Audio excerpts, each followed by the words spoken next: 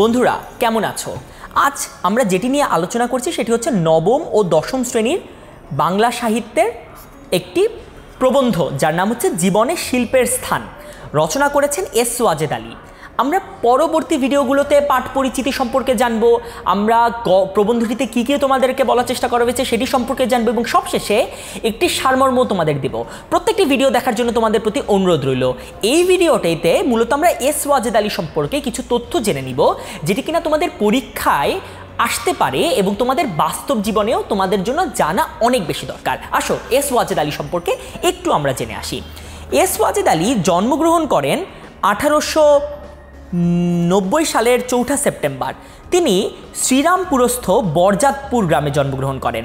তার শিক্ষা জীবনে তিনি প্রথমত আলিগড় কলেজ থেকে আইএ পাশ করেন এবং এলাহাবাদ বিশ্ববিদ্যালয় থেকে তিনি বিএ পাশ করেন 1910 সালে।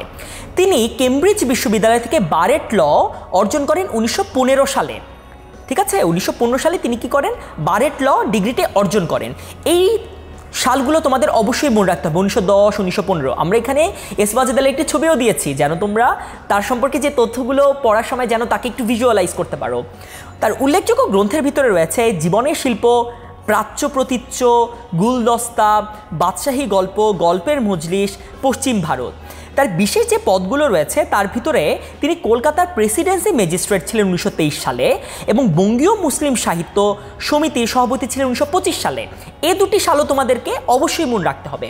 তিনি মৃত্যুবরণ করেন, অর্থাৎ বাংলা সাহিত্যের উজ্জ্বল নক্ষত্র মৃত্যুবরণ করেন 1951 সালের 10 জুন, যেটি কিনা কলকাতায়। অর্থাৎ এস ওয়াজেদ আলীর জন্ম থেকে মৃত্যু, এস ওয়াজেদ আলী জীবনে কোন কোন বিশেষ অবদান রেখেছেন এবং তার শিক্ষা জীবনটি কীরকম ছিল, তার উল্লেখযোগ্য গ্রন্থ প্রত্যেকটি সম্পর্কে আমরা জেনে নিলাম।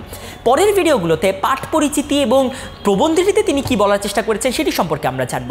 এই ভিডিওটি নিজের বন্ধুদের সাথে শেয়ার করে দাও এবং পরবর্তী ভিডিওগুলো নিজে দেখো এবং বন্ধুদেরকেও জানিয়ে দাও যে আমরা নবম এবং দশম শ্রেণীর পুরো যে সিলেবাসটি রয়েছে সেটি কভার করছি। আশা করছি তোমাদের হেল্প হচ্ছে। আমাদের সাথে থাকার জন্য ধন্যবাদ বন্ধুরা, ভালো থাকবে সবাই।